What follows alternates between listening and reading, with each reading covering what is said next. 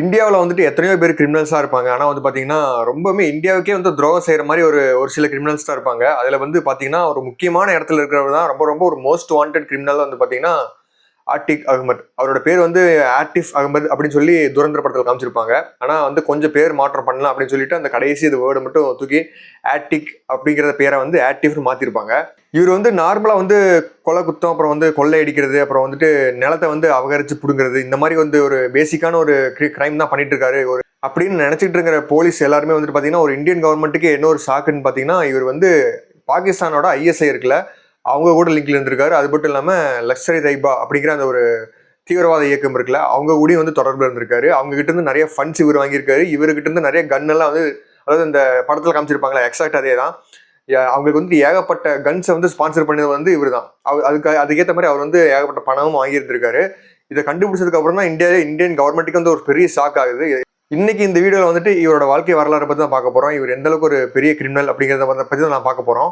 Attic Ahmed இவர் வந்து பிறந்த வருஷம் என்னன்னு பாத்தீங்கன்னா 1962 வருஷம் ஆகஸ்ட் 10 பிறக்கிறாரு. அவர் பிறந்தது வந்துட்டு பாத்தீங்கன்னா ஒரு ரொம்பவுமே ஒரு பூரான ஒரு ஃபேமிலி தான். எப்படி பேசிக்கா வந்து உத்தரப்பிரதேஷ்ல இருந்து இங்க நிறைய பேர் வேலைக்கு வராங்கல்ல, அந்த மாதிரி வந்துட்டு பாத்தீங்கன்னா ஒரு ரொம்ப ஒரு பூரான ஒரு ஸ்டேட்ல தான் அவங்க ஃபேமிலியே இருக்கு. இவரோட அப்பா எந்த மாதிரி ஒரு தொழில் பண்ணிட்டு இருந்தாருன்னு பாத்தீங்கன்னா, ஒரு தங்காவாலா அப்படின்னு சொல்லுவாங்க. அதுக்கு மீனிங் என்னன்னா, குதிரை மேல லக்கேஜ் ஏத்திட்டு போற அந்த ஒரு தொழில் தான். அப்ப எவ்வளவு கஷ்டமா இருக்குன்னு பாருங்க. ஏன்னா சொந்தமா வந்துட்டு அவங்களுக்குன்னு ஒரு வண்டி, அதாவது 2 வீலர் 4 வீலர் எதுவுமே கிடையாது. ஒன்லி அந்த ஹார்ஸ், அந்த குதிரையை நம்பி மட்டும்தான் அவங்களோட வாழ்க்கையே இருந்திருக்கு. அதே மாதிரி ஆட்டிக் அகமதும் வந்து பாத்தீங்கன்னா ரொம்ப ஒரு படிப்புல வந்து ஒரு இன்ட்ரெஸ்ட் இல்லாத ஒரு ஆளா தான் இருந்திருக்காரு. அதனால வந்துட்டு ஸ்கூல் அதை வந்து பாதியிலே டிராப் அவுட் பண்றாரு. அப்படி ஸ்கூல்ல வந்து டிராப் அவுட் ஆனவர் வந்து என்ன பண்ண ஆரம்பிக்கிறாருன்னு பார்த்தீங்கன்னா, ஏகப்பட்ட கிரைமான ஒரு மைண்ட் செட் இருக்கிற ஏகப்பட்ட அந்த மாதிரி பசங்க கூட சேர ஆரம்பிக்கிறாரு. நிறைய பெரியவங்க கூட சேர்ந்துக்கிறாரு.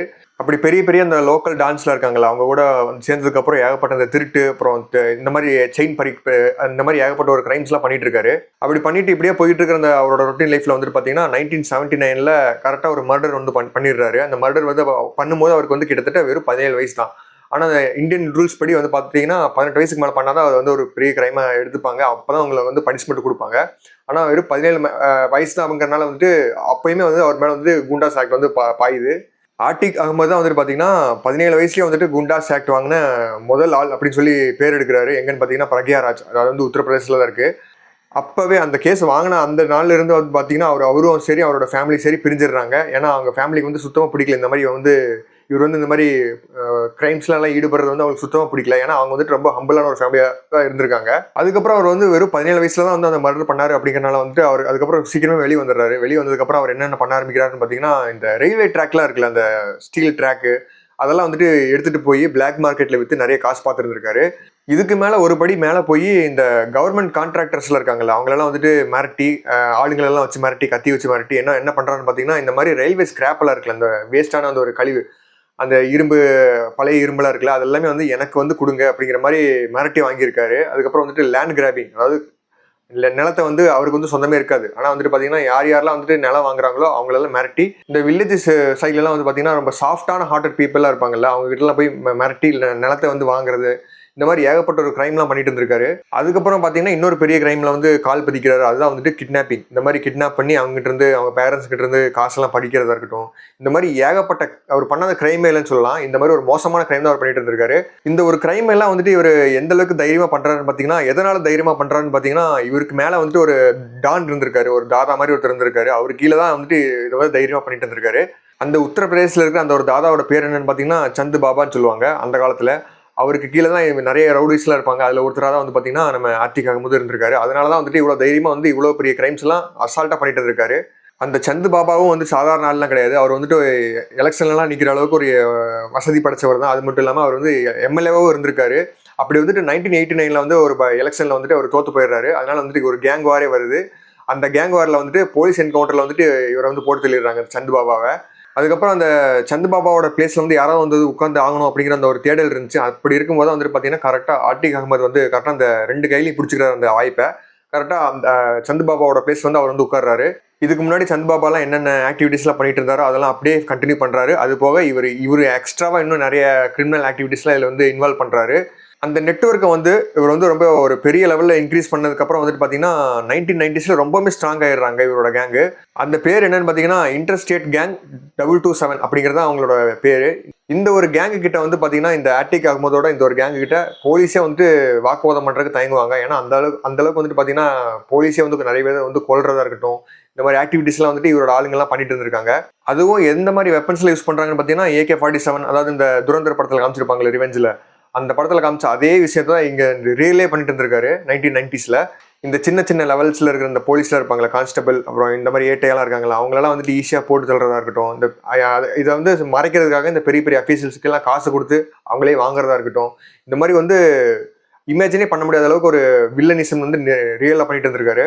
இந்த மாதிரி ஒவ்வொரு கேட்டகரியிலே வந்துட்டு இவர் வந்து அந்த ஒரு குற்றத்தை பண்ணிட்டு இருக்கும்போது அவரோட கேஸ் வந்து பார்த்தீங்கன்னா 160 கேஸ் வாங்கியிருக்காரு. அந்த ஒரு 1990s அந்த காலகட்டத்தில் வரைக்கும் பார்த்தீங்கன்னா 160 கேஸ் இவர் மேலே இருந்திருக்கு. ஆனால் எதையுமே வந்துட்டு இவர் மேலே வந்து கோர்ட்டுக்கு கொண்டு போகிற அளவுக்கு யாருக்குமே தைரியம் இல்லை. ஏன்னா இவர்கிட்ட அந்த அளவுக்கு அடியாளுங்க ஜாஸ்தி இருக்காங்க. இவர் சொன்னால் போட்டு தள்ளுறதுக்கு அத்தனை பேர் இருக்காங்க. அதனால வந்துட்டு இவரோட கேஸை வந்து முன்னிறுத்துறதுக்கு வந்துட்டு பார்த்தீங்கன்னா எந்த வக்கீலும் வர மாட்டேங்கிறாங்க. அதே மாதிரி ஜட்ஜே வந்து இவரோட கேஸை வந்து எடுத்து நடத்த மாட்டேங்கிறாங்க. இவரோட கேஸ் ஏதாவது ஹியரிங் வந்துச்சு அப்படின்னா அது அந்த டேல வந்துட்டு பார்த்தீங்கன்னா ஜட்ஜே வந்து ஆப்சென்ட் ஆயிடுறாங்க. அந்த அளவுக்கு வந்துட்டு ஒரு பெரிய லெவலில் ஒரு இன்ஃப்ளூயன்ஸ் இருக்கு இவருக்கு உத்தரப்பிரதேஷ் முழுக்கவே. இந்த ஒரு இன்ஃப்ளூயன்ஸ் எல்லாம் வச்சு பார்த்தீங்கன்னா அவர் என்ன பண்றாருன்னு பார்த்தீங்கன்னா அரசியல் இறங்கிடலாம் அப்படின்னு சொல்லி அரசியல் இறங்குறாரு. அரசியல் இறங்கி 1989 எலெக்ஷன், அதாவது அந்த சந்துபாபா கொண்டாங்கல்ல அதே வருஷம், இவர் வந்து பார்த்தீங்கன்னா அலகாபாத் வெஸ்ட் அசம்பிளியில் வந்து போட்டி போடுறாரு. ஒரு இண்டிபெண்டன்ட் கேண்டிடேட்டாக போட்டி போடுறாரு. பிஜேபி, காங்கிரஸ் எல்லாருமே இருக்காங்க. ஆனால் அவங்களே தாண்டி வந்து இவர் வந்து வின்னே பண்ணிடுறாரு, ஜெயிச்சிடுறாரு. அப்படி ஜெயிச்சதுக்கப்புறம் வந்துட்டு இவர் வந்து அந்த சுத்து வட்டாரத்தில் அந்த பிரக்யாராஜ் அப்படிங்கிற அந்த ஏரியாவை சுற்றி என்ன சொல்கிறாங்கன்னா அசைக்கவே முடியாத ஒரு பாகுபலி அப்படின்னு சொல்கிறாங்க. பாகுபலி வந்து 2015 தான் வந்துச்சு. ஆனால் இவருக்கு வந்து 1989 வந்து இவருக்கு அந்த ஒரு பேரை வச்சிருக்காங்க. இந்த ஒரு எலெக்ஷனை வந்து இவர் ஜெயிச்சதுக்கு வந்து மெயினான ரீசன் வந்து யாருன்னு பார்த்தீங்கன்னா பாகிஸ்தான் அப்படிங்கிறத வந்துட்டு அலிகேஷன்ஸ்ல வந்து லேட்டராக கண்டுபிடிச்சிருக்காங்க. ஏன்னு பார்த்தீங்கன்னா அவங்க தான் வந்து இந்த இல்லீகல் மணி இருக்குல்ல, போலி நோட்டு, அதெல்லாம் நிறைய அடிச்சு இவர்கிட்ட தான் கொடுப்பாங்க. இவர் தான் வந்துட்டு அதை வந்து நம்ம உத்தரப்பிரதேசில் இருக்கிற ஏகப்பட்ட ஒரு எலெக்ஷன்ஸ் வந்து ஃபண்ட் பண்ணி அதை வந்து நடத்துவார். அதே மாதிரி அந்த ஃபண்டை வச்சு தான் ஏகப்பட்ட கன்னு, அப்புறம் AK-47 இதெல்லாம் வந்து தயாரித்து பாகிஸ்தானுக்கு அனுப்புவார். அதனால வந்துட்டு போலீஸ் வந்து என்ன சந்தேகப்படுறாங்கன்னா 1989 எலெக்ஷன்ல இருந்தே வந்து பார்த்தீங்கன்னா இவர் ஜெயிச்சது அதுக்கடுத்து எல்லா ஏகப்பட்ட எலெக்ஷன்ல ஜெயிச்சிருக்காரு. அது எல்லாத்துலேயுமே வந்துட்டு சம்மந்தப்பட்டது வந்து இந்த பாகிஸ்தானோட இந்த இல்லீகல் இந்தியன் மணி. இதை தான் வந்து அவங்க ரொம்ப ரொம்ப ஸ்ட்ராங்காக பிலீவ் பண்ணுறாங்க. ஏன்னா இவர் வந்து எங்கெங்கெல்லாம் வந்து பிரான்ச் வச்சிருக்காருன்னு பார்த்தீங்கன்னா இந்த பஞ்சாப், அப்புறம் ஜம்மு அண்ட் காஷ்மீர், அப்புறம் வந்து நேபாள், இந்த 3 பார்டர் வழியாக தான் வந்து பார்த்தீங்கன்னா இந்த பணத்தை வந்து உள்ளே கொண்டு வரதா இருக்கட்டும், அப்புறம் வந்துட்டு வெப்பன்ஸ் வந்து சப்ளை பண்ணுறதா இருக்கட்டும், இதெல்லாம் வந்து நடந்திருக்கு.